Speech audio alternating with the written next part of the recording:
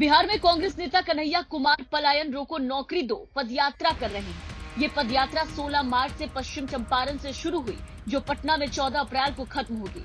कांग्रेस की राजनीति को धार देने के लिए कन्हैया की इस पदयात्रा पर सबकी नजर है। पदयात्रा के दूसरे दिन कन्हैया कुमार जब प्रेस कॉन्फ्रेंस करने के लिए बैठे तो उनके साथ एक सैन्य अभ्यर्थी भी साथ था। कन्हैया कुमार की पदयात्रा को सैन्य अभ्यर्थियों का भी साथ मिला है। कन्हैया कुमार के साथ बैठे शख्स का नाम हलचल है, जो कि सैन्य अभ्यर्थी था, लेकिन अभी तक सेना में नौकरी नहीं हो पाई। हमारे संवाददाता अनिकेत ने हलचल से बातचीत की। इस बातचीत के दौरान हलचल ने ये तक कहा कि स्थिति इतनी खराब है कि वो राज्य क्या इस देश को छोड़ देना चाहते हैं। उम्र भी एज भी निकल गया, सर्टिफिकेट का जो टाइमिंग होता है आर्मी के 23 साल के लिए वो भी खत्म हो गया। अब हम कहाँ जाएं? अब मतलब कि अब ऐसा मजबूरी हो रहा है कि घर देश छोड़कर राज्य छोड़कर कहीं और चले जाएं। हमको तो पैसा नहीं तो हम तो देश ही छोड़कर चले जाते हैं। हमारा देश में रहने को मन नहीं करता है।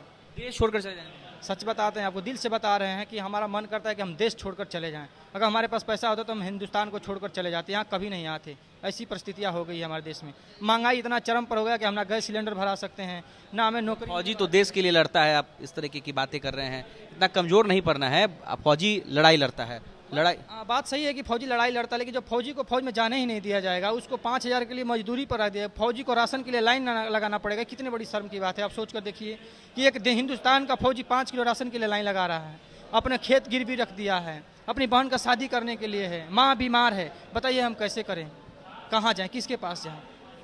कौन सुनने वाला है? इस आबू खो रहे हैं। समय ऐसा आ गया भाई, कहाँ जाए आप बताइए। गरीबी इतनी चरम सीमा पे है कि हमारा दुख कोई सुनने को ही तैयार नहीं है देश में। हम किसके पास जाएं? इसीलिए अब हमको यही लग रहा है कि हम देश छोड़कर चले जाते। हमारे पास पैसा होता तो हिंदुस्तान छोड़कर चले जाते, किसी दूसरे देश में चले जाते तो बहुत अच्छा होता। कम से कम हमारा परिवार तो सुखी से रह लेता। महंगाई तो मगर हर जगह होगी ना। महंगाई हर जगह से, लेकिन गरीब हम लोग आदमी हैं। बताइए हम लोग कहाँ से? कोई 1 रुपया इनकम नहीं है कहीं से भी। आप सोच कर देखिए, जिसके पिताजी नहीं है, जिसका भाई है इकलौता, जिसकी मम्मी बीमार है, जिसकी बहन की शादी करना है, जिसका खेत गिरवी है, वो बच्चा कहाँ जाए? आप ही बताइए किसके पास जाए? कौन सुनेगा? कोई चीज़ भी नहीं बचा है। पलायन के लिए हम लोग मजबूर हो गए हैं। हमें ऐसा परिस्थिति हो गया कि हम कहीं 10,000 की नौकरी भी ढूंढते तो नहीं मिल पाती है। इलाज में लगाते, बनारस BHC से इलाज कराते हैं अपनी मम्मी को। आप सोच लीजिए कि महीने में 7,000 8,000 की दवा लाते हैं। कभी कभी तो दवा छोड़ देना पड़ता है, दूसरे महीने में लाना पड़ता है। पैसा ही नहीं तो कहाँ से लाएंगे? ये सबसे बड़ी समस्या है। और हमारा ये सपना था कि हम देश की सेवा करें, फौज में जाएं, अपनी मातृभूमि की रक्षा करेंगे, अपने परिवार की भी रक्षा करेंगे, लेकिन मोदी जी ने सब कुछ तोड़ दिया। आपको बता दें कि कांग्रेस की पलायन रोको नौकरी दो पदयात्रा कन्हैया कुमार की अगुवाई में हो रहा है। इस यात्रा का मकसद युवाओं को जोड़ना है, जिससे कांग्रेस अपनी खोई जमीन वापस पा सके। कन्हैया कुमार की भी लगातार कोशिश है कि इस यात्रा के जरिए बिहार के युवाओं की बात की जाए। यात्रा अन्याय के खिलाफ न्याय के लिए है। ये यात्रा नौजवानों के ऊपर जो अत्याचार हो रहा है उस अत्याचार से मुक्ति के लिए है। ये यात्रा संघर्ष की यात्रा है।